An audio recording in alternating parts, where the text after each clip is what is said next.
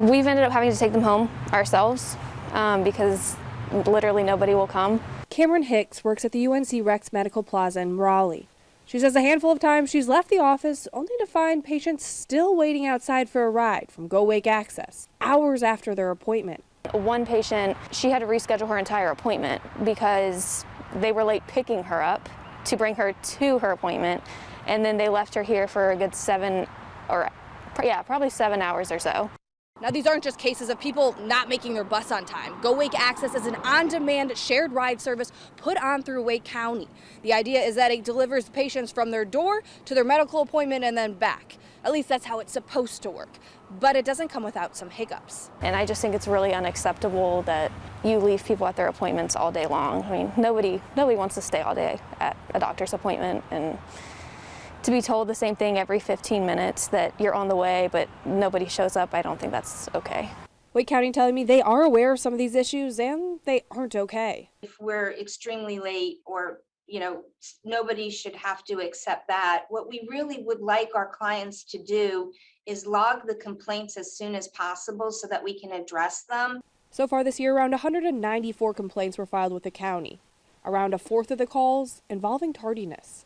Of the nearly 30,000 rides the service completed this year, the complaints represent just 1%. In fact, they're a very small percentage, but I just want you to know that they're still not okay. Even one complaint is not okay because that means one of our clients has had some difficulty and we don't want that. County data shows in recent months, service has gotten worse. About 74% of trips are on time, 14% less than this time last year. And it is the result of having fewer drivers be able to do the trips, because if we don't get the vans on the road, then fewer drivers have to do more trips. So the result is the less efficient model. She says the county is down about 18 drivers. This, paired with increased demand, creates some challenges. To fix this, Wake County increased driver wages and is partnering with another company to put 7 more vans on the road in the next 2 months. The county does work with a vendor to provide this service, and they say when certain standards aren't met, there is accountability. So far in January and February of this year, the provider has had to pay $30,000 to Wake County for not meeting on-time performance standards. And they're expected to have to pay another $15,000 in March. For the I-Team, Samantha Coomer, ABC 11 Eyewitness News. Let's go, Brandon. Hey. Let's go, Brandon. Hey. Let's go, let's go, hey. Let's go, Brandon. Let's go, Brandon. You know what they say. Hello everyone, it's Joel Davis with United Medical Transportation Providers Group, youarethebroker.com, and Home Care Access. I know, it's been a long time since my last video. Many of you have asked questions about when's the Fat Man coming back, when's the next video. I appreciate it. I love so many of you guys. You guys are awesome. So many of your emails and your responses to a lot of our to the questions of the day. You guys are awesome. So are you guys ready to get into this video? This is gonna be a long one. So I had to make sure I had my iced coffee. It's even later in the day, but I had to make sure I got me a coffee in preparation for this video because it's going to be long. I know some of y'all hate the long videos, hate the Fat Man, unsubscribe to the Fat Man, but look, I don't have time to shoot 5-minute videos all the time and put them out there. I don't have time to do that TikTok nonsense, the quick Instagram stuff. I apologize, I just don't. It is what it is. So I'm not chasing that quick cash. Those of you who I work with, you notice how when I'm working with you one-on-one, a lot of us, we continue to work long-term. So that's why it's like, you guys are my priority. Outside of my broker business, my one-on-one clients are my priority when it comes to business. So are we ready to dive into this? Let's get after this one. So how about that video? How about that video? I appreciate it. Many of you sent us that. A couple of you sent us that from the great state of North Carolina. What a tragedy, North Carolina. North Carolina is still a great state in many ways, don't get me wrong. I'm talking about the NEMT with regards to NEMT. Still a great state, but man, it used to be, it was a prime hotspot for a long time. Back when Department of Social Services was much more independent, man, you could almost name your price. Then for a number of years, led the charge by Logisticrap, MTM, Southeast. We're all trying to get in there. For the longest time, North Carolina fought them off, wouldn't do it, and then they ended up, North Carolina ended up changing their entire approach, and they basically tried to reformulate their Medicaid structures almost to resemble a broker. So they did that for a number of years, and then that's when things really started to turn. The broker model is just crap. And now you got brokers out there, and it's just going to hell in a handbasket. It's unfortunate, because as you could see in that video, this industry is just booming with opportunity. The problem is so many people don't know how to get after it and go after it, don't know how to approach it, don't know how to solicit it. You're all just, so many people, the White Walkers are just hung up in their freebie groups, and it's just, man, it's just killing them, because we are working with so many people right now that it is just unfortunate to see the situation some of y'all put yourselves in. You go down these rabbit holes with that stupid freebie advice, and then you just, man, it's just heartbreaking. Which is a side note. Listen, I just had my my developer guy put this up on our UMTBG website. I have never, ever, this is the first time ever, have I offered free copies of how to build $1 million medical transportation company, other than for those of you who've invested in our material. But because we are seeing just the absolute onslaught, we are working with so many so many providers for a host of different businesses. I mean, look what's going on out there. Gas is crushing people. Labor issues. It doesn't matter what industry, what business you're in. You got gas problems, insurance problems, supply chain issue problems, inflation. Everything is going up. People are being destroyed out there. Compounded by that, when I see people well-intentioned, doing exceptionally well, working hard, and they just can't get ahead, because they are just, it's like the enemies are at the gates, man. The enemies are at the gates, literally and figuratively. Good versus evil. We are in a struggle of good versus evil, I can assure you of that. But anyways, for those of you who join up, become active UMTBG members, we're going to get you a free copy of my ebook from the start. I need you to read that ebook. So many of you who are now paying bigger money to retain our services to help us fix your mess. If you had just read my ebook from the beginning, you could have saved so much time, money, effort, heartache, frustration. You go down these rabbit holes. That's why I always say, ask yourself, what is the value? Is it time? Is it 6 months? You wait 6 months, and then if it's not working, then you're going to ask for help. Is it 12 months? Is it 2 years? I'm going to show you some crazy stuff today. At what point? What is the value? Is it, okay, I'm willing to lose $100,000 and then I'll ask for help? And I'm not even talking about your freebie crap, because so many of you are on our doorstep and we're working with you now because of all that freebie stuff. That's why I call it brother-in-law advice. You get that brother-in-law advice from your brother-in-law who's never done it himself, but at Thanksgiving dinner, he's going to tell you exactly what to do. Oh, you should be doing this. You should be doing that. I want you boom rich free. That's what it's all about, boom rich free. Which, by the way, for any of you who we are working with, we were going to put in an order last week for more T-shirts. We'll do it this week. I apologize we didn't do it last week, only because I've been on the move and all that kind of good stuff. So if you are one of our one-on-one clients, past, present, future, whatever, shoot us your size and your shipping address, because we're going to put in an order this week. Again, I knew we were going to do it last week, but we are boom rich free. We've been swamped. So get us your size and your shipping address. It's freebie. It's freebie. I'm not trying to sell any merch. We're not desperate up in this joint. We're not doing that. So if you're one of us, you're one of my peeps, get us that info. So that video, real quick. Let me circle back to that video real quick. I said it 1,000,001 times, and many of you don't realize it because, well, many of you guys just follow that freebie nonsense. Couple things out of that video real quick. I told you this is going to be a long one because I'm going to be all over the flipping place. So keep stopping, starting, come back to the video, whatever's necessary. Again, I got my coffee. This is going to be a long one. A lot of good nuggets today. So, those high government subsidized transportation services, they are not your target market. Every county has them. You know, here where I am in Broome County in the People's Republic of New York, I don't even know, I think maybe it's like $6 now. It's a curb-to-curb service. Got to make your reservations in advance. You may be waiting outside a long time. And again, you got to be able to get to the curb. So even if you're in a wheelchair, you got to be independent. You got to be able to get yourself out there, handle your own business, pay your money, all that kind of good stuff.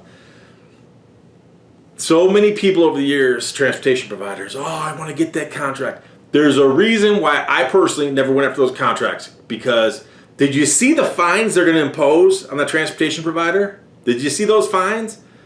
Any possibility of margin that they had before ain't going to be there. Ain't going to be there. They are not money makers. So I always knew going in back in the day, I was never going to go after those contracts because when the people who had the contracts before, if they're not rebidding on it when they come up for bid, that probably signals it's a loser of the deal. So another thing, those facilities that are struggling, dude, the right provider with the right strategy can go in there and start picking that stuff up. So a lot of client providers will Joel, how do I get how do I get business out of here? They're heavy Medicaid. There is always a way. Now, some facilities, if they're not willing to play ball, so be it. But there are so many facilities that, again, it's a liability issue. They have to have transportation providers in there. They got to get the people in, got to get them out, to and from, all that kind of stuff. It's got to happen. Now, I can't tell you everything because there's so many trolls out there who are using our stuff, stealing our content, duplicating our content. Again, there's the white walker. The white walkers are vicious. For those of you new to the channel, new to the video, the white walkers, if you ever watch Game of Thrones, they're like their version of zombies and they just keep multiplying. The white walkers multiply exponentially. They are vicious. And all they're doing is crushing so many people. I mean, if let's say someone starts their business with 30 grand, 40 grand, 50 grand, pick any number you want. I don't care. Maybe if it's even less. I don't care. And they worked hard for that money. And this is their one shot. They get into it, purchase the wrong vehicle, some stupid insurance premiums or whatever other mistakes they make. They got a dollar in a dream, they're hanging their hat on the brokers, and they lose it all. They lose it all. What do you do then? What do you do then? What recourse do you have then? So keep following that free stuff. But this is why I need to be even more, we got to start being more guarded with certain things. Look, I'm giving away a free copy of my ebook. I don't know how long we're going to do it for. Trust me, I can't stand all that. While supplies last. Trust me, I'm not one of those guys. You all know I ain't desperate. I ain't trying to sell nothing. I can care less either way. I don't know how long we're going to keep it up for, but by all means, we're going to see how it goes. In all the years, let's see, I started working with people in late 2004, 2005. How to Build a $1 Million Medical Transportation Company has been edited 1 million times over to keep up and stay current, and all the changes in the industry. I mean, 1 million times that thing's been edited to make it current. So, I mean, you know how many, in all these years, this is the first time I'm giving away free copies other than to the people who we're doing one-on-one with. So, go join umtbg.org, get a free copy. I don't even care if you join and then quit and get the reduced rate for the ebook. I don't care. I don't care at this point because so many businesses are struggling, and it is hard. It is. It's more time consuming for us playing cleanup for people and their businesses after they go out there and make all these costly mistakes because of you the vicious White Walkers that just keep coming. Just keep coming. I told you I'm going to go crazy in this video. So get used to it. Anyways, there's so many different things that you could do as a transportation provider. That video in particular, I would be Jedi mind tricking those facilities like a champ. I'd be getting in there. I know, even though they're heavy Medicaid, I would be Jedi mind tricking. I would be getting that business like a champ. But that's for my clients. My next live event, folks, so many of you continue to ask. I appreciate that. We don't have any date set. Not gonna. Craziness is around the corner. I want to wait and see how things continue to unfold and develop. More on that later. I'm telling you right now, I'm not gonna do big events. I want smaller, targeted groups, people who are serious. Again, we could charge next to nothing to fill up big rooms. That's not what we want. I want smaller, more intimate groups, more intimate events, so that people can get more out of it. I enjoy it more because, again, so many of you I do business with long term. We don't need the numbers. We need the quality, not the quantity. All right, so let's see what we can do. We've got a lot. And some of this, it's been a long time since my last video, so some of this stuff, again, just like that video, a couple of people sent us that video at the opening of this video, the one in North Carolina, sent us that weeks ago, but I haven't made a video. So some of this stuff is a little bit older, but you'll glean a lot of good info. So let's just jump in and go all over the place here. Hi Joel, I watched your most recent video, which was a while ago, and I love the emoji. Boom Rich Free is my new motto for the rest of 2022. That's right. Laugh out loud. You wouldn't believe this, but the corrupt company that created my previous website hacked and removed my business email address. She's one of our one-on-one clients, pimped her out, tricked out new website, marketing materials, exec packet, all that kind of good stuff for her. After she went out and paid this overseas company that absolutely robbed her on a website, gave her absolute crap, and just ran away with it.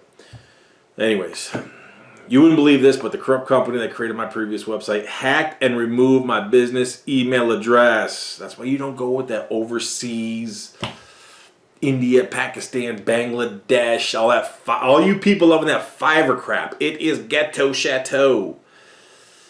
They convinced me to switch from Outlook for email to a platform called Roundcube. I went to log into my email today and I was blocked. With that said, all of my printing cards and other marketing materials has an email address on it that I can no longer access. I'm beyond infuriated with the company. They're so lucky they're based out of India, most likely. I had communicated with the developer from your company who created my new and improved website from the business email address. So now I've lost his contact information. Can you send me his address, please? I'm assuming you're talking about Tom. T. Doyle at milliondollartransportation.com. I'd like to make sure that he knows of the situation so that he can contact me at this email address going forward. What a mess, such an expensive mistake. The website was the first purchase that I made for the company, and it was a lesson learned. Again, this is an older email from a couple weeks ago from one of our one-on-one clients. So she and I have already corresponded on this, but she is just a great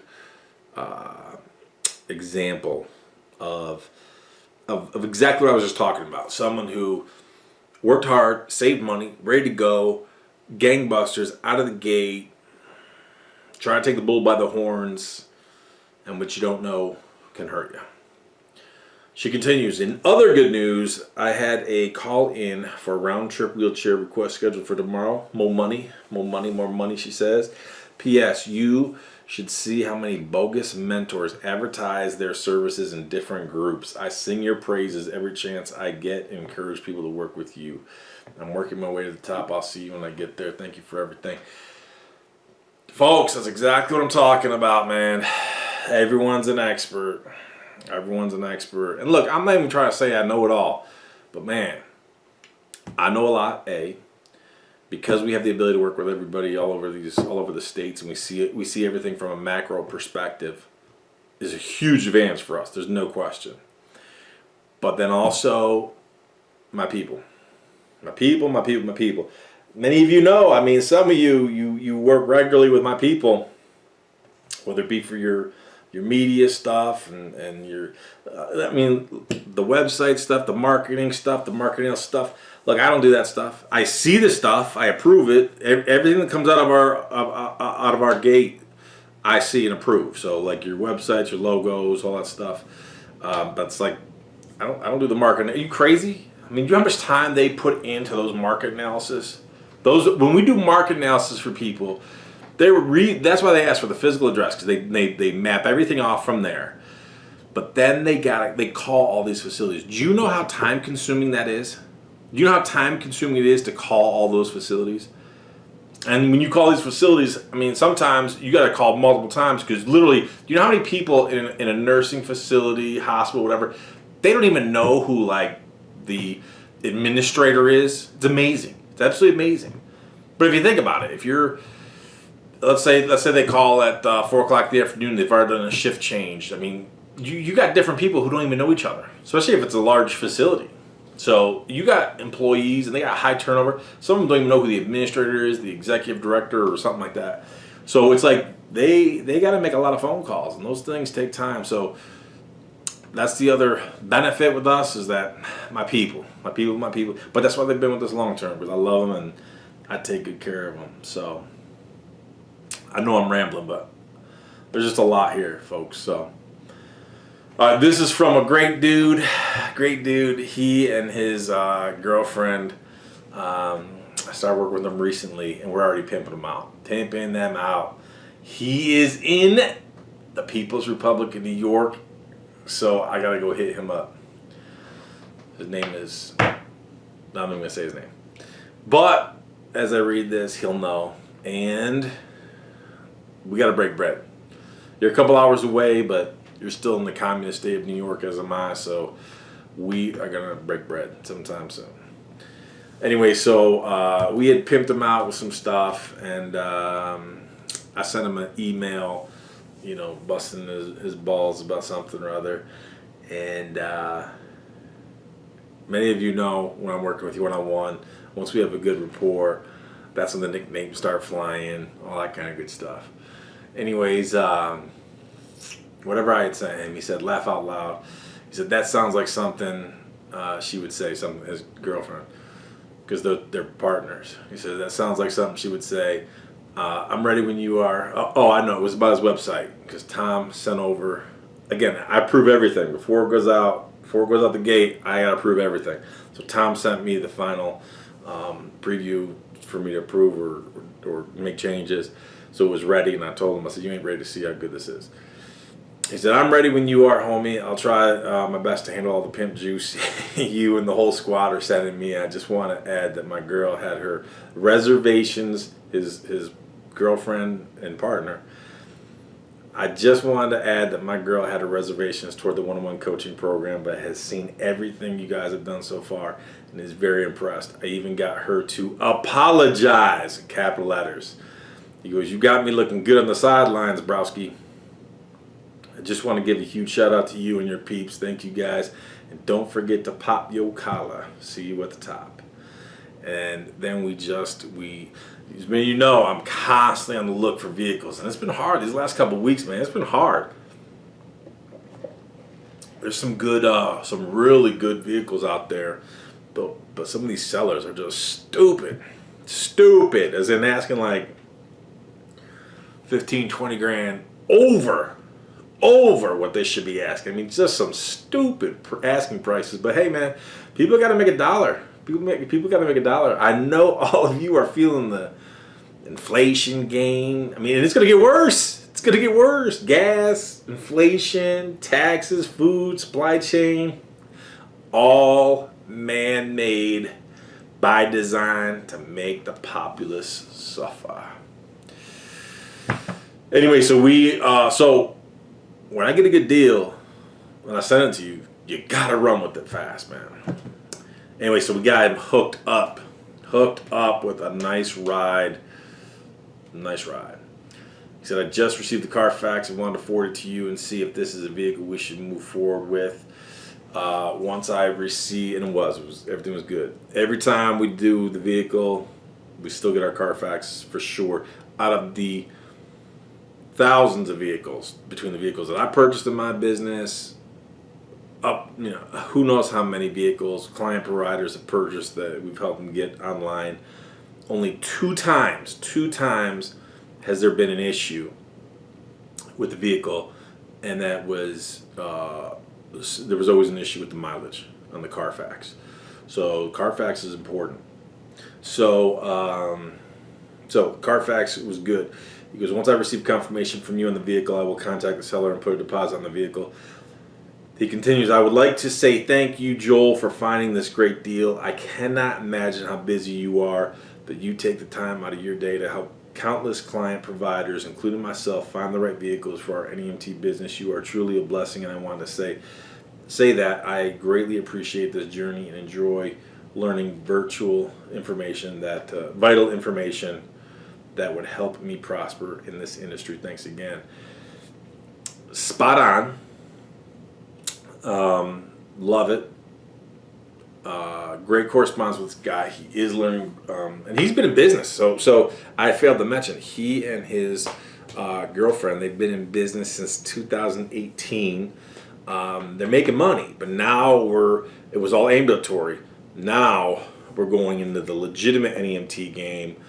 He has a great opportunity. He's working in a nice, it's the People's Republic in New York, which is crap. But regardless, he's in a nice pocket. He's already making money. Now we're going to blow this cat up. And I love it. His girl, his lady love was against the one-on-one. Now they see the light. She's loving it. She apologized. Got him a great vehicle, ready to blow this cat up. They just bought a building recently. A lot of good things going on with them. So yeah, great stuff. Looking forward to it. Definitely got him a good vehicle. And when people ask why I do what I do, boom, right there. JD, you busy, you're doing your thing, you make money over here with your broker business, doing all your stuff. Why are you still working with these people in the NEMT? Boom, right here. That right there. Both those client providers who I just talked about. Now here's something crazy. Good morning, Daniel.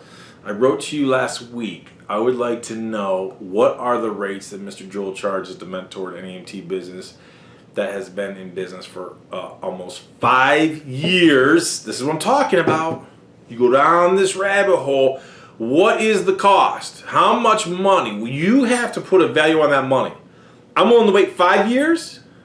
I'm willing to lose 50 grand, 100 grand, 500 grand, and then I'm going to go for help. I wrote to you last week. I would like to know, what are your rates that Mr. Joel charges to mentor an NEMT business that has been in business for about 5 years but has not made a profit yet? Ugh. I don't care what business you're in. I don't care if you're selling widgets, manufacturing widgets, serving widgets. I don't care what business you're in. How do you go 5 years? It's insanity. If you're not making money, what is the point? Oh, but we're giving back. We're helping the community. Okay, then you're a volunteer service. That's a different mission. If you're working for a volunteer service and you're giving, okay, that's totally different mission. But if you're trying to make money and you haven't made money in 5 years, get the F out. Joel, how can you say that? You're supposed to be the NEMT guru. The heck, F. I'm not cussing. I'm not cussing. I'm just spelling. F, NEMT. If I can't make money, I'm out. I don't care what the business is. If I wasn't making money in that broker business, boom, I'm out. If I'm not making money, I'm out. How does someone go 5 years and not make money? Again, you have to define what is What's the value? How long are you willing to wait? How much money are you willing to spend? How much frustration you willing to tolerate?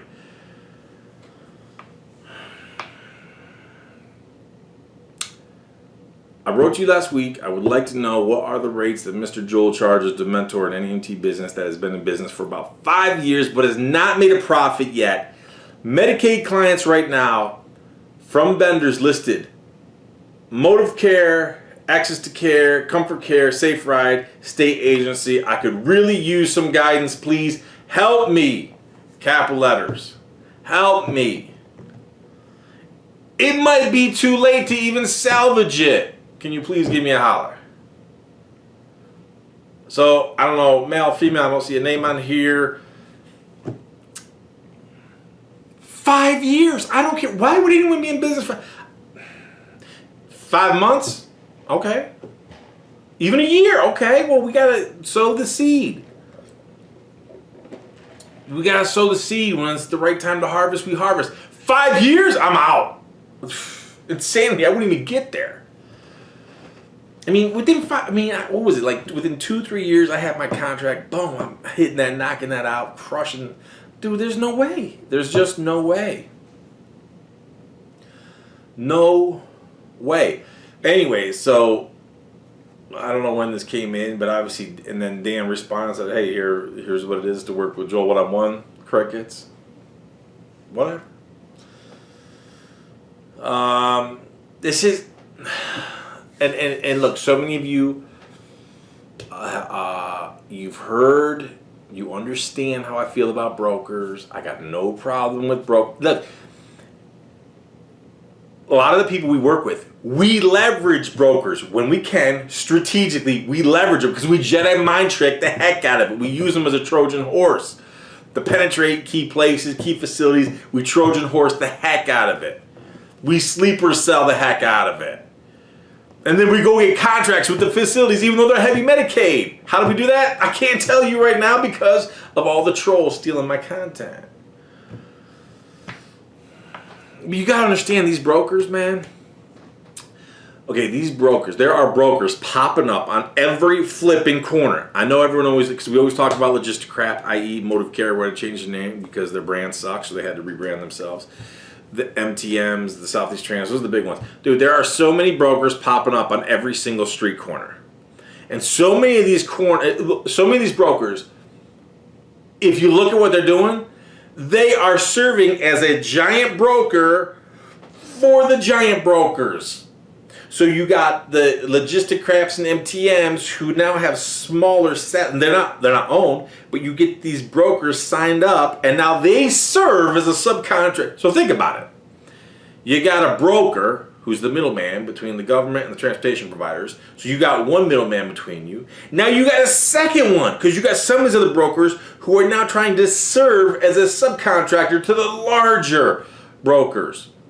And so if you thought those rates suck, these rates suck even more because they're taking a slice of the pie. Now you got these other brokers who are popping up. I love numbers. You all know I love numbers because numbers never lie. And you can see the shell game that all these guys, they all play their games. They see the shell games, the shell games, how they're always trying to move money, hide numbers, hide mileage, hide pickup. So some of them will actually offer a decent, I say decent, not great, not even good, but decent, tolerable, if the stars are aligned right, it could be good.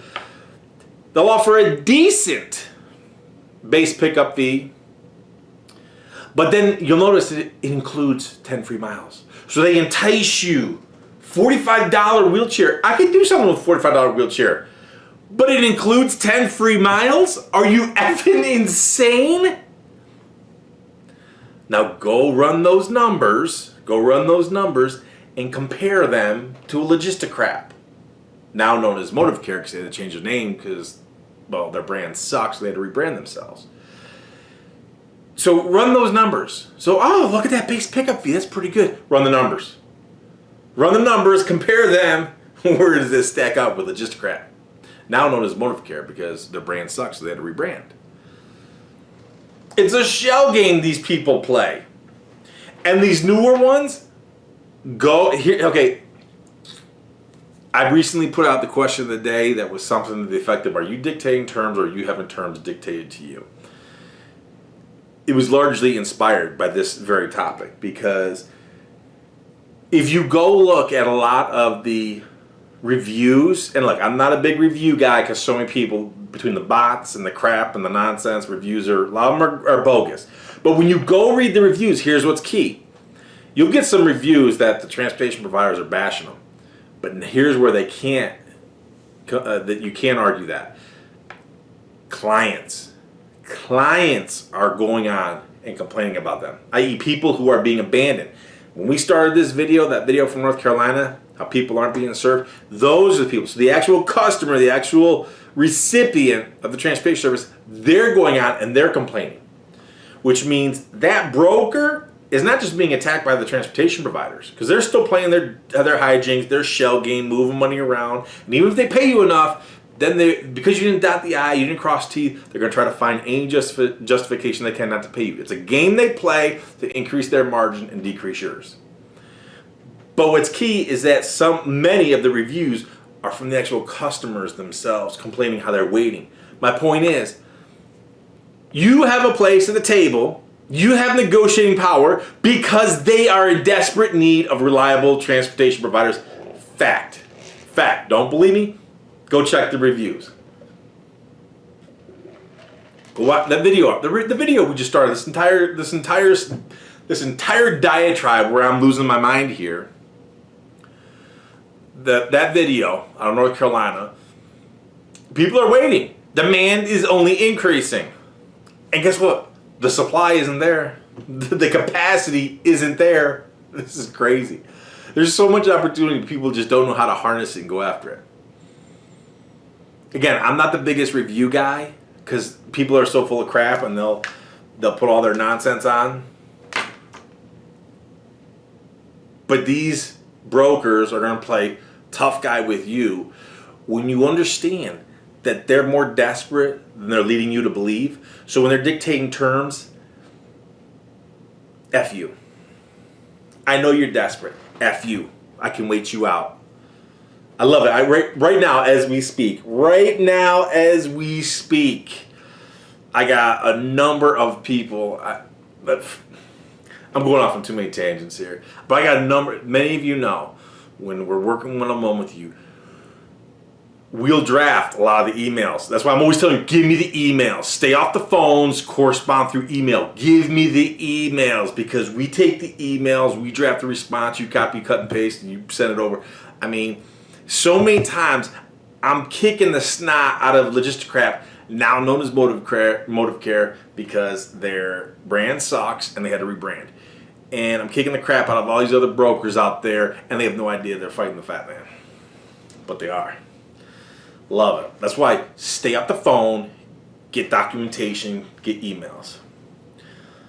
Quick story for you, says one of my client providers. Love this guy. Been working with him for over a year. Great dude. Great dude. This dude, great dude. So he tells it, so long story, we're looking for a vehicle, all this kind of good stuff. He already has like half a dozen, whatever. He is one of the examples where we are leveraging the F out of Logisticrap, now known as Motive Care. Had to rebrand themselves because, well, their brand sucks. So this is part of a large email. He says, so talking to me, Joel, a quick story for you. So the guy, so we just bought this vehicle from this guy. This is beautiful. So the guy that I bought the van from also does broker work for Logisticrap, now known as Motive Care, because they had to rebrand because their brand sucks. He told me that he was selling the van because he makes practically no money on wheelchairs. Are you effing insane? There's no money in wheelchairs? Are you effing insane? When it comes to NEMT, you're looking at, let's conservatively, again, I'm saying the true NEMT. I'm not talking about your fluffy nonsense, your Ubers and your Lyft and your taxi, your nonsensical ambulatory, I'm a medical transportation provider and all you got is ambulatory vehicles. No. Legitimately, the majority of your transportation would be wheelchair. Okay? A legitimate NEMT making big money should be heavy wheelchair, smaller stretcher, and ambulatory. This guy's doing broker work and legitimately sells a wheelchair van and he told me that he was selling the van because he makes practically no money on wheelchairs. Are you effing insane? You have no clue of what the F you're doing. And the only reason he is staying in the business is because the stretcher work is where the money is at. True, I love stretchers. But proportionally speaking, I would argue the average NEMT business on a high end. Now, I know nothing about this guy. I know nothing about how many vehicles he has. Obviously, he's selling it, and it's a great vehicle. Great vehicle that he sold to my client provider. Stretcher work on the high end would probably be 10% of your daily revenue. That's very high. But they are money makers. In blank state where they are, or I'm sorry, where the seller is. In blank state where the seller is, they allow it, but not in mine. So my client provider in his state, in my client provider state, they don't allow stretchers for NEMT, BLS or ALS. But then the guy says, he asked me, so do you work for yourself or do you work for a broker? I should have lied at this point and just said I did work for myself, but I told him I contract with Logisticrap, now known as Motive Care, because they had to rebrand because, well, their brand sucks. He says, I really have a hard time saying Motive Care. Well, I agree with you. That's because it's actual Logisticrap. But they had to change their name. They had to rebrand because their brand sucks. And then he starts asking me about how the business is where I'm at. I told him that I take a lot of distance trips, true. But then I told him that I'm not putting all my eggs in one basket with Logisticrap, now known as Motive Care, because they had to change their name and rebrand because, well, their brand sucks. And then I'm wanting to expand into blank state. So he is in this one state, and not only are we blowing this business up in this state, we're actually looking for an acquisition. We're looking for a business right now, one's already in operation that we're looking to for an acquisition to buy an existing business and further blow it up. So he's going to operate in 2 states. I also told him that I have to discuss things further with my business advisor. I should have kept my mouth shut before I even said business advisor, because then he asked, quote, is your business advisor local? I told him no, I found him online. Without missing a beat, the first thing he says is it Joel Davis? I'm like, yeah, this is my client provider talking. I'm like, yeah, are you linked up with him as well? He said, no, I'm not. I just watch his videos. White Walker. A White Walker who is selling wheelchair vans. He's liquidating his wheelchair vans, absolute moneymaker. White Walker, all he does is watch the videos. I just watched the video, but he charges what, $4,000? Is it really worth it? This dude is liquidating his wheelchair vehicles. And he wants to know, is it really worth it? $4,000 to work with Home Joel, is it really worth it? This is when I started running my mouth, so let me just apologize in advance. I said to him, quote, dude, he's worth every penny. Then he asked, how? Like, what does he do? And then my client provider continues, he helps you grow your business in a really safe and efficient way, how to play it smart and not work harder, how to grow and shield your assets. Okay, my client provider, I mean, look, we have pimped this dude out. He looks the part, speaks the part, is the part, has everything he needs, has half a dozen vehicles. We're in a position to expand and acquire another company in the bordering state, which is stretcher accessible. So now his stretcher, or his company, his state that he's in right now doesn't do stretchers. We're going in here, we're going to do stretchers. We're looking at doing a home care with them in the very near future. We're already putting things in place for that. I mean, we got his bank established, assets protected. I mean, look at the difference. Look at the difference. So this one guy is liquidating his wheelchair vehicles that are absolute money makers, and it's a beautiful van. And I watch his videos. You're right there at the cusp. You're right there at the cusp. But you go White Walker. Absolutely crazy. Absolutely crazy. So my client provider continues. he, the seller, asks, well, what do you mean by that? By this time, my wife is frantically texting me. She was next to him and she's telling him to shut up, all that stuff. She's texting me, shut up, stop telling him everything, let him do the talking. I text back, I'm sorry, you're right. I then told the guy, well, I don't really want to tell too much more of his stuff because every business is different. And also, if you link up with him, he could give you more information than I can. He goes on and tells a bit more stuff, but you get the idea. So it's like, it is a classic example of two different thought processes, two different mentalities, and as a result, look at the difference. My client provider just got married to his wife. Took almost a month off between getting married. Then they went on their honeymoon. I mean, the guy was all and the business still grew. Love it. This is why I say, this is why we're selective in who we work with. This is why we have to charge, because we end up working with people long term. Look at the difference. One guy is liquidating a key asset, a beautiful, what year was it? I don't even remember the year, but it's a beautiful vehicle, a beautiful wheelchair van. He's liquidating it to go deeper in bed. And I want you to ask yourself this. Again, I always tell you, fact check everything. Fact check everything. Go to websites, pull numbers, run numbers. When you go to these brokers, the broker sites, again, they got the whole shell game. They're moving money. Oh, okay, we're going to give you a higher base rate. Oh, but it's got to include 10 free miles. When you go to these, and I mentioned this in some of my emails, and you go to your conventions and you get your breakout sessions and you got your lanyards and you get, oh, well, look at this great speaker. Look at Ralph. Look at Ralph from Logisticrat. Now, who's in my front? I got security cameras. Sorry, I got security cameras around my house. So, boy, you better not try to steal nothing. Don't. I got the Glock. Amazon Prime. What do you expect? Wife is constantly having stuff delivered here. It's crazy. Anyway, where was I? So when you go to these conventions and they got their national this, their national that, and credential, here's the other bait and switch thing. First, before I lose my train of thought, always ask yourself, if I go deeper in bed with them and I become more aligned with them, does it serve me or serve them? Does it serve me or serve them? Who does it benefit more? Now you can get win-win situations.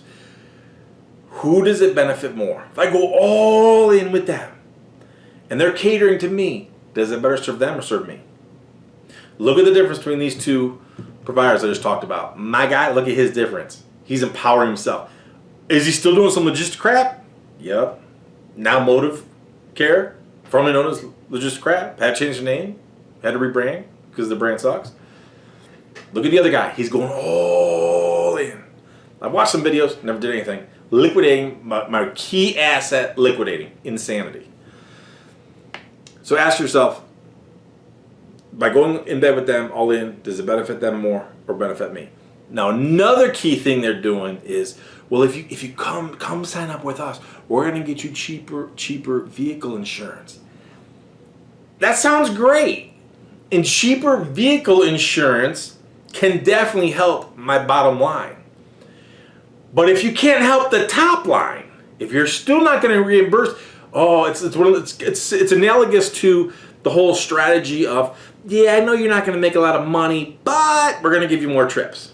As I've said a million times, if I'm drowning in 10 feet of water, the last thing I need is 5 more feet of water. I'm good. I'm willing to go in 10 feet. I don't need 15 feet of water. I'm good. So if you're telling me, oh, but if I go all in with you, and I become your BITCH, I could save some money on insurance so you could help my bottom line. But if you can't help my top line, I can't even get to my bottom line. I'm not going to be in business long. Shell game, folks. Shell game, folks. I don't even know how long we've been going, but I'm already losing my voice. And we got so much more to do. I asked the one question of the day, would you rather operate an NEMT business with 3 vehicles generating $285,000 per year that is all private pay, they have some contracts, or a business generating $1,350,000 with 21 vehicles, with the vast majority of their revenue coming from brokers. So many of you responded. I don't even know how many. I saw a lot of them, but not all of them. But you guys had come some awesome stuff. The first business operating with only 3 vehicles closed 2021 with $285,531 in revenue and a combined STE profit margin of 34.6 or $98,793. The second business operating with 21 vehicles closed 2021 with $1,349,319 in revenue and a combined STE profit margin of 7.3 or $99,040. Insanity. Insanity. Insanity. The business has made, what's that, like $400 or something apart. The business has made the same amount of money. One had 21 vehicles, one had 3. The business has made the same. Tell me who had more headache and heartache along the way. In short, the second business that has been in business more than twice as long and literally 7 times the size. One has 3, one has 21. Made $247 more than the first business. Statistically speaking, the first business is averaging $95,177 per vehicle, while the second business is averaging $64,253 per vehicle. This is why I love numbers. Again, this is why I love numbers. Numbers always tell a story, and what a story comparison this is. The 2 businesses couldn't be more different in size, scope, capacity, labor force, fleet size, etc., and they literally made the same amount of money, almost to the dollar.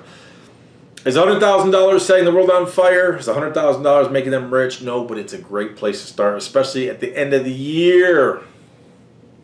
Trust me. I know this type of message comparison isn't popular online with the White Walkers and social media groups. I know many people rely on that stuff, and the first business certainly isn't good for bragging rights at happy hour. I mean, think about it. Well, John, how big's your business? I got 3 vehicles. Hey, Ralph, how big's your business? I got 21 vehicles. I got 21 vehicles. I got 25 employees. I got 30 employees. Dude, it's a farce. Your happy hour is a farce. Your house of cards, a farce. We all know which business is better, yet who do you think the conventions, the brokers, the insurance agents, the expert establishment want to partner with? Who do you think they want to cater to? Who do you think they're rooting for? Who do you think they're working to entice? It's incredible. Anyways, let me share this one response to that great Q&A, and you'll quickly see why I put this one in here. There's a lot of them. I think the obvious answer to your question is the smaller business with only 3 vehicles. Here's why. 1, way less headaches for maintenance. Heck yeah. Fuel, insurance, employee costs, taxes, accounting, etc., let alone logistics. True. Number 2, much more easily managed. True. 3, a 3-vehicle business can work from your house. That's true. That definitely helps the bottom line. A 21-vehicle business cannot and must have a place to do business, hence more overhead. 4, 3 vehicles are generating an average of $95K per year. So he didn't even get my response yet, and he already shot this out, which means this is why I love this dude. Numbers. This is why I like this response. He's already run through the calculations. He's already thinking numbers. The big business is generating $64.7K per vehicle. Exactly. ROI is obvious. Favor of the small business. Bingo. This is the number 5. This is the killer reason. The broker can pull you. This is killer, like he says. Number 5. This is the killer reason. The broker can pull your trips from you with no notice for any reason because they own and control the trips. With no broker business, then NEMT cannot own the trips. Bingo. The only reason to lose any non-broker business is because of non-performance. Exactly. Which the NEMT business owner controls and can remedy. From my own experience, my non-broker business generates 35%. Again, this is why I love this. He's offering numbers, great data statistics, love it. With an average revenue per mile of $5.95 and a whopping 84% margin. My broker business generates 65% gross revenue with an average revenue per mile of $1.73. So he's comparing with his private pay, he's averaging $5.95, almost $6 per mile in revenue. The broker is $1.73 and a margin of 45%. The only reason the profit margins are so high is because because my wife and I drive. If we had, let's see, if those percentages were dramatically dropped, albeit still profitable, but lower nonetheless, hence we would need more volume to make the same bottom line. No matter how many vehicles you own or the volume of business, the net profit margin remains the same. Would I rather go with 750,000 miles, net 45, $1.73 a mile, or 84% at $5.95 a mile? No brainer. Love it, love it, love it, love it. Let's see. I'm not sure the proper context of this one. I can't see if Don or Dan put this one in here. We have a provider transportation company we start, but we have a hard time getting contracts and keep in touch with a company like Access to Care, Logisticare, also known as Motive Care, because they had to change their name because their brand sucks. Veo and Southeast Trans, what can you help as to get in touch with the brokers? Nothing. I'm not wasting my time with that nonsense. If that's all you want to do is suck up the brokers, go to your social groups. They'll help you. We don't waste our time with that nonsense. I want to share my ideas about your last video. I think that you gave the other providers great advice. At the end of the day, business isn't about making friends. Amen. But I really like Ralph for Logisticrat, now known as Motive Care, because they had to rebrand. Well, because their brand sucks. I think that you gave the other provider good advice, great advice. At the end of the day, business isn't about making friends. It's about making money. It's a lesson that I've been battling right now. Amen. I have a very hard time telling people sometimes the high cost that a trip could potentially be. I've done trips that probably have been $700 or more for only $300. Look, unless A, you're legitimately giving it away, as in like I'm giving back, I'm helping, that's different. That's different. We should all be givers. We should all be tithers. If you're using it as a special promotion, that's different. That's different. I feel that as newbies, or at least those of us with only 1 to 2 vehicles, have a hard time saying no because we're desperate for any money. How do you suggest we overcome this? Now, she and I have had more correspondence since this one.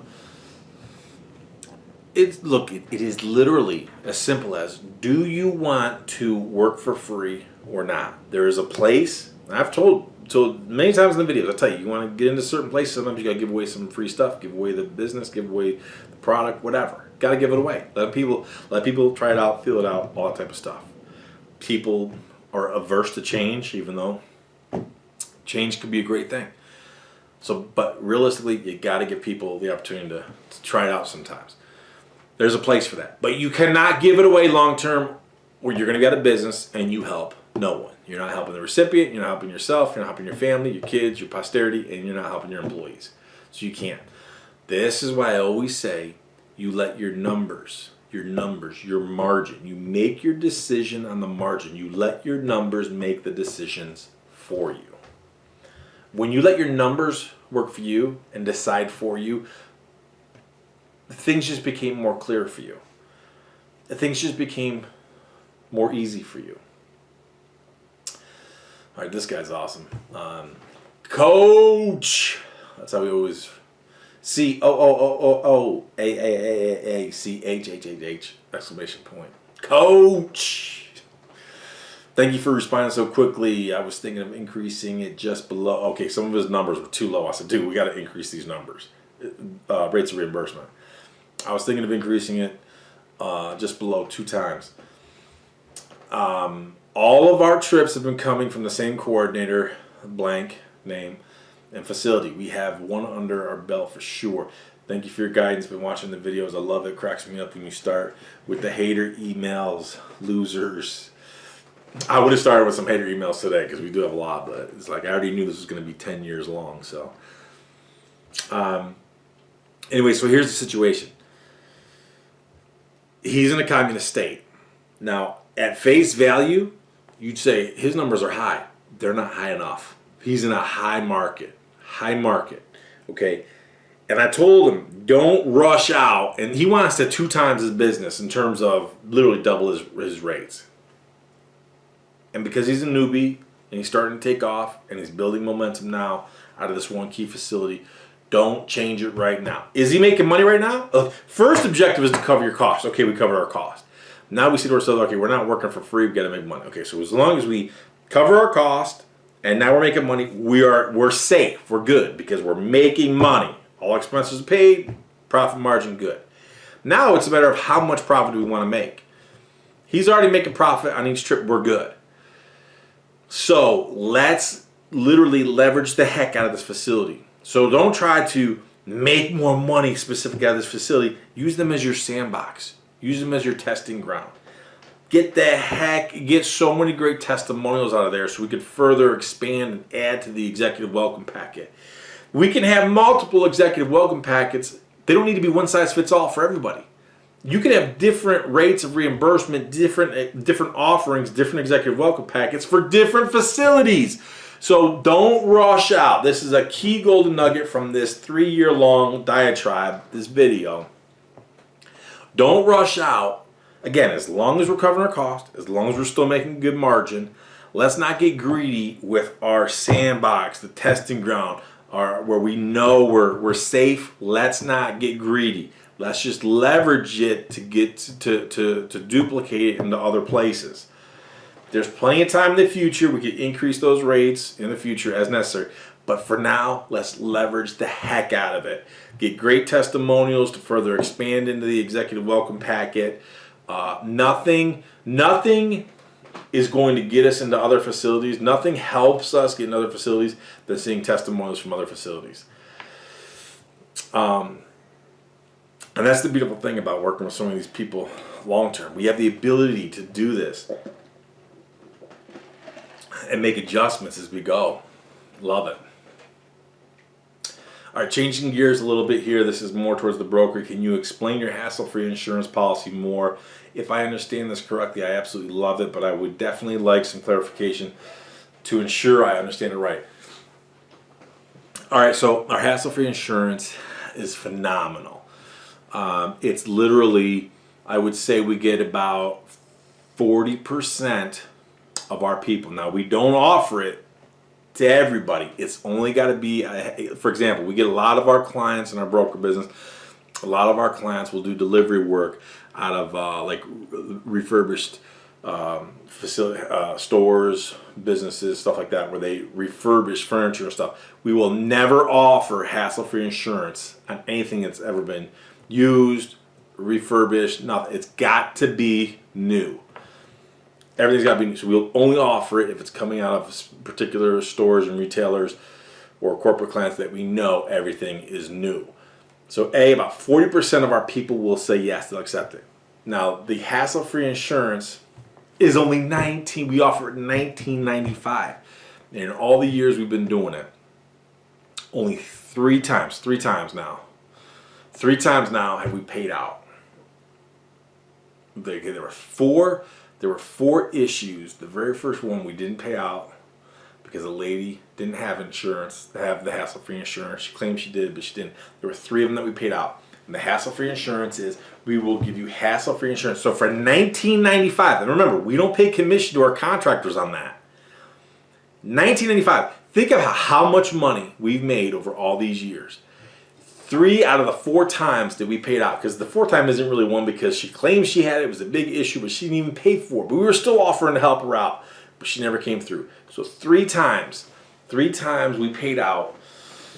I know one was for a scratch table, one was for a broken leg on a table, and I don't remember what the other one was. Maybe it was a dresser or something. I don't remember.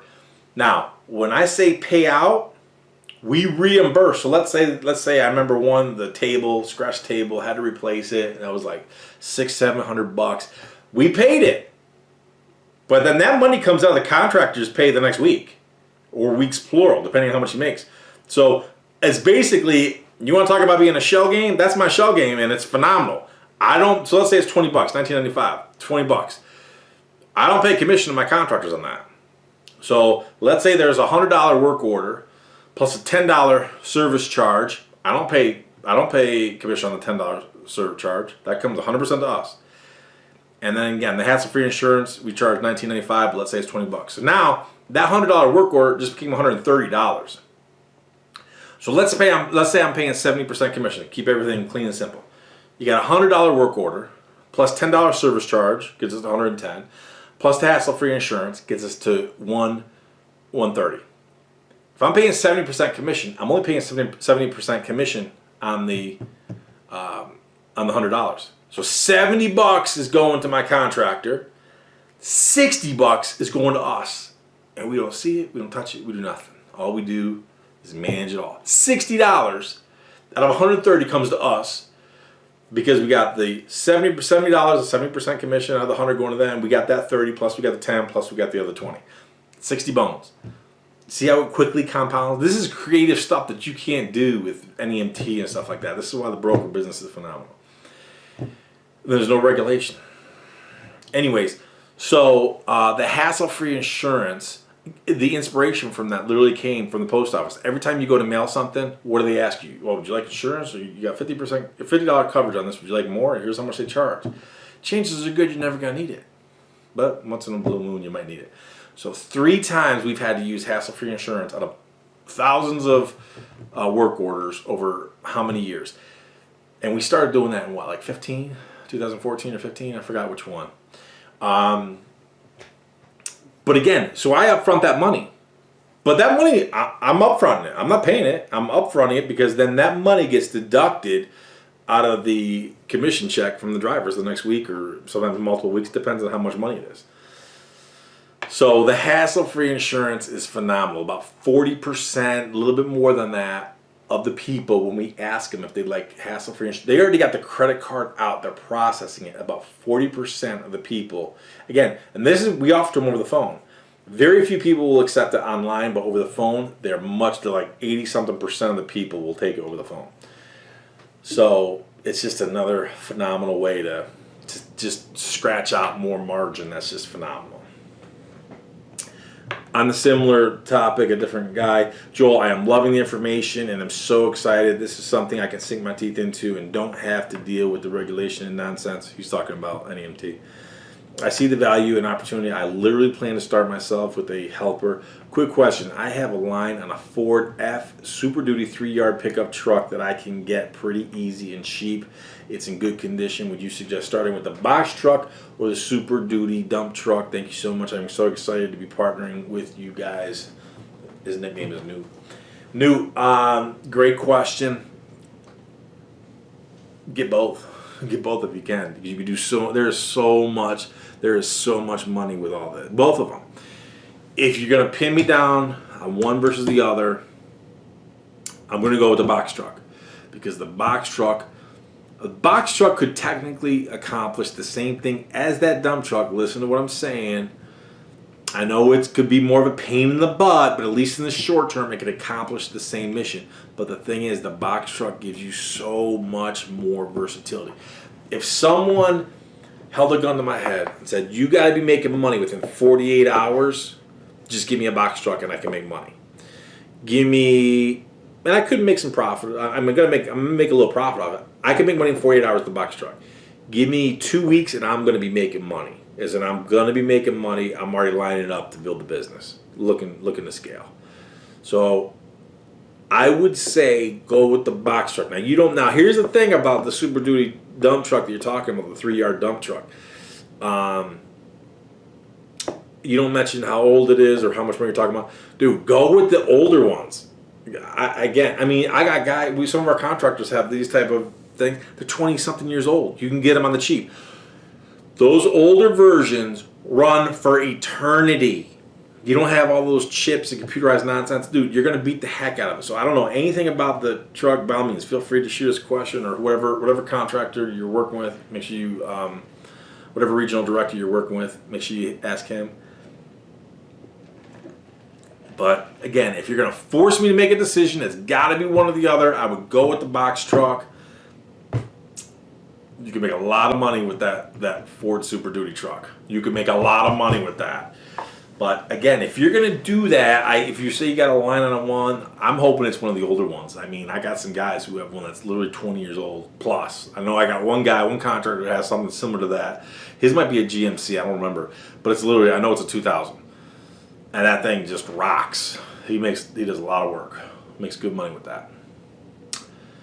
Another question that I had for question of the day: would you rather own and operate a 2019 Mercedes wheelchair accessible Sprinter van or 2014 Ford Econoline with comparable capacity? Again, you guys offered some phenomenal responses. Love it. Look, here's the deal. So many people. Oh, I'm going to be we want to be the limo service of the NEMT. Loser. I'm not calling you a loser, but the business model. Loser. We really want to be upscale. We want to be the limo service, the high-end service for NEMT, for the NEMT industries. Loser, losing proposition, loser business model. Again, so many of you responded in clarity. You guys get it. Absolute stupidity. That Mercedes van is going to cost 3 times as much as that 40 Econoline, if not more. So let's just come out of the gate with the vehicle itself is going to cost more. B, parts are going to cost more. Maintenance is going to cost more. Not just in money, but it could be in time. Less people are, have the accessibility for the Mercedes parts. Less mechanics have the knowledge to deal with the Sprinter van versus like a Ford Econoline or even Ford Transit. So vehicle costs more money. Parts cost more money. Labor could cost more money because not everyone is easily accessible to accommodate that. Another reason it could cost more money in time, which is costing you money. If the vehicle is down, it's costing you money because you may have to wait longer to have it fixed. So we want to be the limo service with the NEMT. Losing proposition. Avoid it. Avoid it.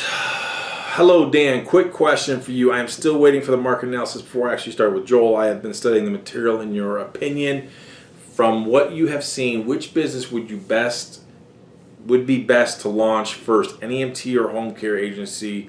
Which I am still waiting for my license. Thanks. Man, that is a great question. We get it all the time. And it is very difficult to answer because it's very unique to where you are. Every state is different, number one.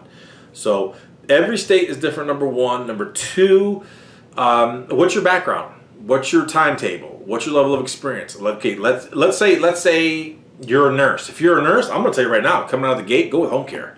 Coming out of the gate, if you're a nurse, boom, home care. If you got more money, you could be arguing the NEMT. Definitely doesn't cost as much money for home care. Home care, depending on your state. Again, every state is different. Which I got to offer a clarification. I put out an email a week or two ago, something about maybe 1 or 2 weeks ago, where I said how if you are in Oregon or North Dakota, contact us because the rates of reimbursement for home care are booming. As in, they're better than private pay. They're paying like $30 an hour. I'm actually wrong. North Dakota, I think, is now something like certain government contracts are paying $37, I think. Don't quote me on that, but I was wrong. I way undershot it. If you're thinking about doing home care, I'm just telling you, go to homecareaccess.com, check us out, see what we're doing. You want to partner with Marty and Ginny. Look, we're on a limited basis because they put in a ton of time. Our media team gets involved, helps build the sites, all that kind of good stuff. You want to talk about having your finger on the pulse of what's happening. I mean, you have totally got to invert the relationship. So if you're looking at NEMT and you're talking about private pay versus contracted work, you've got to invert some of your thinking when it comes to home care because government contracts in the home care industry is nothing like NEMT. Nothing. Earlier in this video I talked about you got brokers and you got sub-brokers all trying in this big cabal, this just absolute incestuous nonsense relationship, and who gets screwed? The transportation provider. When it comes to home care, absolutely completely different dynamic. Those government agencies have people. They don't have the capacity. The reason they're paying so much money is because they're desperate for good people. They got to get more people. So by all means, they're paying so much more money, and there's not a middleman. There's not a middleman. There is more meat on the bone. I'm telling you, there's more meat on the bone per hour. So you can make a lot more money on a trip than you could. Let's say you're servicing someone for 4 hours. You could say, okay, I could do a distance trip for NEMT and make more money than you could for 4 hours. Yes, that's absolutely true. But home care is a slow burn. It is a slow burn. It costs less money to get into. Your highest cost is labor. You don't have you're not paying for maintenance and vehicles and fuel and insurance like you are in NEMT. So you could, if you're trying, there's no way to compare apples to apples. You're always going to be comparing apples to oranges when you're talking NEMT versus home care. But again, there's so much change and fluctuation state by state, and even in some places county by county. So if you're thinking about home care, go to homecareaccess.com. Even if it's literally set up a phone call, go into the services page, set up a phone call, do a conference call with Marty and Jenny. I mean, they are top shelf. They put in, because I'm obviously involved with it, and I work with them all the time. But the effort that they put in with some of our people is absolutely unbelievable. Unbelievable. All right, let's do a couple more, and then we got to bounce. I'm losing my voice.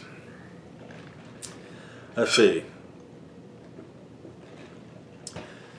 Hi, Joel. As I mentioned to you a few weeks back, as of April 1st, 2022, blank Medicaid, that's a state, blank Medicaid has handed over all bookings of chair van transportation for Medicaid recipients in nursing homes to a blank, the name, broker.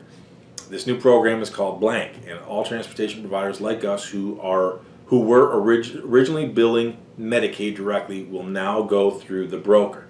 Medicaid is also offered a raise in reimbursement. This rate is specific to this particular program.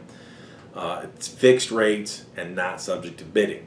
We have started reaching out to our main facilities to offer assistance in making a smooth transition to this new brokerage system. And they have been reporting several issues. The facilities that they've been working with for all these years are reporting several issues that they have been encountering.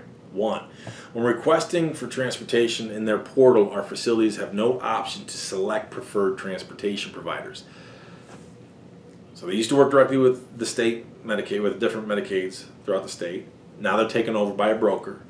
They transitioned to a broker, and this broker told them, hey, don't worry, we're going to increase the rates, and anybody that, if you were working with this facility, you could keep working with the facility. But now that they've gone live, the facility's going in the portal of the broker trying to set up transportation, but they can't even find where they can select the transportation provider they want. According to the training webinar, the broker offered us, to us providers, the broker was supposed to verify each contract we had with each facility to assign trips to their preferred provider. I have attached the PDF in the webinar for your reference. Page 10 highlights this point. 1.1, trips are not appearing in our provider portal when facilities are booked. So the broker promised them, hey, we're switching over, we're taking over. Rates of reimbursement are going to continue to be competitive, going to be good, even going to increase them. The facilities can continue to use you. Let's verify that you guys have a relationship. Let's see your contracts. The facilities continue to use you, but after it's gone live, facilities, when they go into the portal, they can't select the transportation provider. Complete bold-faced lie.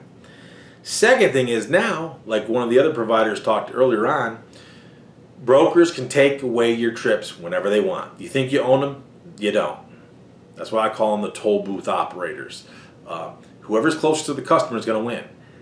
Brokers control the customers, not you. You are at their mercy. If they want to pull them from you, they can pull them from you. So now, this transportation provider, he goes to his portal, trips aren't there. Overnight, trips have gone down. You got the facilities, they can't request you, and you have you going into the transportation provider, you're going into the portal, trips aren't there. How does that affect your business? Facilities attempt to book appointments over the phone with the broker. They are being told they can't choose their provider of choice. Completely contradicts what they said prior to. I would like to believe that this is due to honest ignorance by the broker staff, due to lack of training regarding this new program. Second point, when we tried accepting your trips in the portal this morning, the system would not allow us to accept. So now they do have trips in the portal, they can't even accept them. As part of the stipulations of this new program, blank Medicaid will continue to honor the contracts transportation vendors have had with nursing homes, and trips for a given nursing home will be offered to their contracted providers first. In the event that the provider cannot meet the need, the broker will look for another vendor to provide the trip. Below is the original email I received a few months back from the Human Services Transportation Office regarding this new program. The email to my client provider reads, "Good morning. You are correct. Effective April 1st, all blank Medicaid wheelchair transportation is transitioning to blank broker model. Ambulance companies and providers with chair car fleets will need to contract with blank broker in order to continue providing wheelchair transportation service to blank Medicaid members residing in nursing homes, as well as those in the community that need a higher level of service than curb to curb. It is our goal to continue to honor the contracts, but are you honoring them? It is our goal to continue to honor the contract transportation vendors have with nursing homes, and trips for a given nursing home will be offered to their contracted provider first. In the event that the provider cannot meet the need, we will look for another vendor to provide the trip. Nursing home transportation will not be a competitive bidding process. Everyone will be getting the same rate for these enhanced services. Once you contact blank broker to onboard with them, the contract will have all the details about the rate, mileage, etc. I am not sure how current provider portals," this is my client provider, I am not sure how a current provider portal would be integrated. The brokers have their own priority vendor portals for the transportation providers to view and accept trips.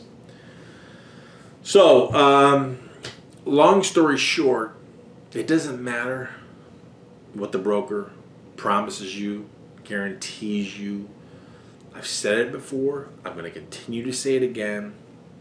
Nobody cares about you. They'll tell you a bold-faced lie. If you shut down tomorrow, there's not going to be an outpouring in the streets. No, please, bring back ABC service. Bring back XYZ service. No one cares about you. You have got to care to yourself. You have got to care about yourself and your business, your family, your kids, your posterity. You have to make as much money as you possibly can in your frontline business. Make as much money in your frontline businesses, plural, as you can. Push it through your system. Get it out of those higher, more volatile, high-risk entities that are your frontline businesses. Get the money out of there. Get them in safe. And start building and funding your honeypot. No one cares about you. This right here is a classic example where they will tell you a bold-faced lie. And even if they do increase the rates of reimbursement, if the facility that you're already contracted with before their switch can't even continue to use you, what good is an increased rate of reimbursement? It's a shell game. It's a shell game. They keep putting the carrot out in front of you, but you can never reach the carrot. You keep chasing the carrot. It's on that stick, but you can't ever catch it. Who cares what numbers they promise you? Who cares if they offer you great reimbursements and then they start to nickel and dime you and whittle you down? This is why you pursue your private pay, your direct relationship. This is why Dispatching Made Easy will never be integrated with the broker, ever, not ever. Because if it's integrated with a broker can access it, a broker could see all the other work that you do. Some of you who are doing a lot of broker work and you use DME, it can be more difficult sometimes because you're using two different systems per se, and then you try to take some of the business, the information, the data statistics out of your broker portal to enter it into your DME. And you could argue that's another step, and it is, but it's a necessary step. DME, Dispatching Made Easy, will never integrate with the broker. I promise you that. Why? Because you know how I feel about brokers. It's like big government in your business. We don't want big government in our business. We don't want them tracking our mileage. We don't want them to see where we get other business from. It's not going to happen. Another question of the day I had this past week, question of the day, Are you allowing others to dictate terms to you, or do you dictate terms to them? Case in point, these brokers, they're more desperate than they're leading themselves to believe. They like to bully, they like to browbeat, they like to push you around, act all crazy. I mentioned in my email, you may be a smaller business compared to them. You may be a smaller business as compared to a hospital. You may be a smaller business as compared to a rehab facility, a medical center, whatever. You're at the table negotiating for a reason. You may have one vehicle, you may have three, you may have 5, 6, whatever. You may be smaller in size and revenue, human resources, whatever. Does that mean that your business is any less valuable to you as that business is to their owners? Absolutely not. Absolutely not. You're there fighting for you. You're there fighting for your children, your spouse, your posterity, your children's children. As the good book says, you have a responsibility to leave an inheritance to your children's children. How can you do that with inflation being what it is, fuel being what it is? How can you do that if you're bending the knee before these brokers that lie to your face, facilities that want to browbeat you and take advantage of you? You've got to play the game smart. There is always a way. You don't think demand is there? Go back to the very beginning of my long, 3-year-long diatribe that I just did. Go back and watch that video and look. You tell me there's not demand. Demand is there. Oh, you don't want to pay? I don't have a service for you. You got to make them pay. You got to make them pay. Make the broker pay if you're going to pay. Look, I'm not against brokers. I'm not against brokers. I understand it. It's the pet alligator. As long as you treat them like an alligator, everyone's safe. Try to play with them like a dog, you're going to get bit and you're going to lose. Can't do it. You have to go into your negotiations. You have to go into your engagement with these facilities where you are dictating some terms. Of course, you're going to concede certain things. Of course, you're going to offer discounts in exchange for volume. Of course, you're going to try to accommodate their needs, their policies, their procedures, but you're not a BITCH. You are not a BITCH. Again, the reason why Dispatching Made Easy will never integrate with the broker service is to empower you, the transportation provider, not them. You don't want big government in your business. You don't want big broker in your business. You don't want big institution in your business. So don't ever be afraid to say no. You got to be able to set boundaries, or you're going to be taken advantage of and people are going to steamroll you. Bottom line.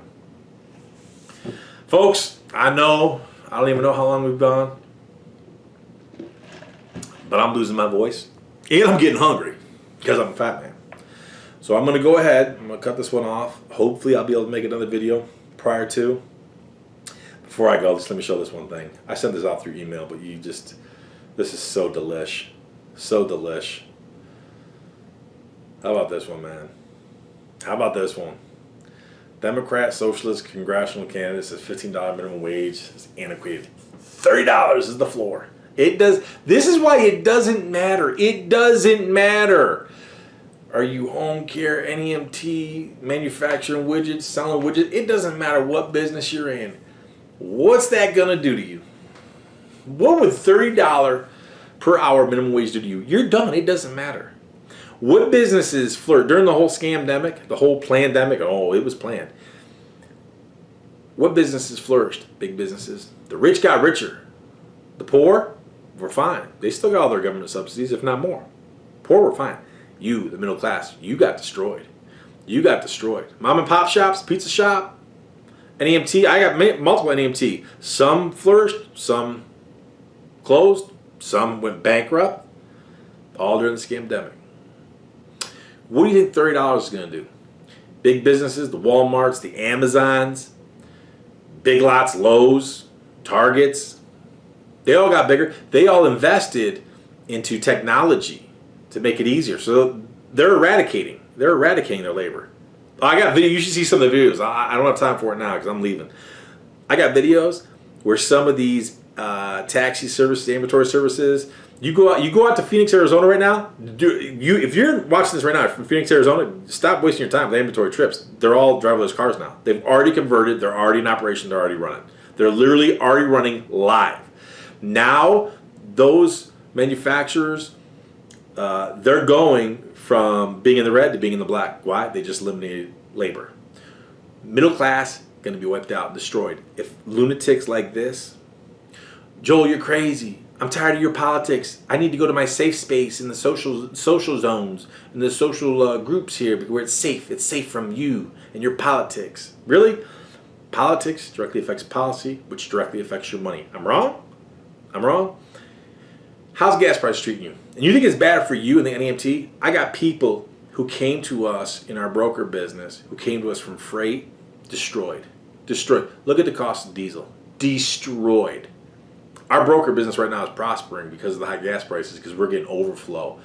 We got some of our guys just doing some crazy work orders, because we're doing them as contractors and we're running on gas instead of diesel. It's just absolutely disgusting. And it is all social engineered, all man-made disasters. Again, I could write a doctoral dissertation on this, but $30 per hour minimum wage from this. You don't think it could happen? You don't think? Go look at Obamacare. No one thought that we'd have universal health care like that. It's a disaster. I could go off on that. No one thought that could happen. No one thought that this could happen with the scandemic and all that other kind of good stuff.